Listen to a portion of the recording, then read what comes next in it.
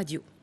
En attendant, parlons d'un secteur qui, une fois de plus, tire la sonnette d'alarme, c'est celui de la construction. Les demandes pour les chantiers, neufs ou rénovations, sont moins nombreuses. Il faut dire que les coûts des matériaux, eux, ont augmenté, d'où un coût plus important aussi pour les candidats bâtisseurs. Jean-Christophe Willems et Jennifer Istas.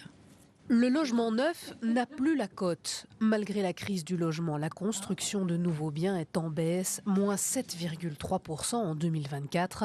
C'est le secteur qui enregistre la baisse d'activité la plus importante.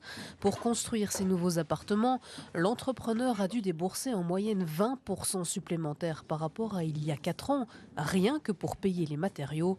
Et en plus de cela, il faut augmenter les salaires. La main-d'œuvre qui en 2 ans a augmenté d'à peu près 15% avec l'inflation. Et la main-d'œuvre, c'est que 50% du prix de vente d'un immeuble ou d'une maison, c'est à peu près de la main-d'œuvre. Et on sent aussi au niveau sous-traitance, vraiment beaucoup de sous-traitants ont des difficultés d'ordre financier, ça se sent très très fort, parce qu'il n'y a pas assez de travail ou parce que les marges ne sont pas bonnes à cause justement de toutes ces augmentations. La rénovation de logements n'atteint pas les objectifs non plus. En Belgique, on rénove actuellement environ 144 biens par jour.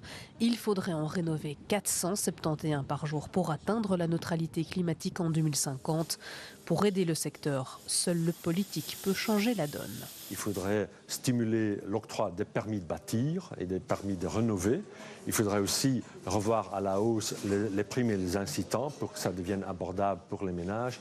Et finalement, on devra aussi travailler sur une extension de l'offre. Le besoin est là, mais il faut juste survivre la morosité dans le secteur pour les 2 années qui viennent.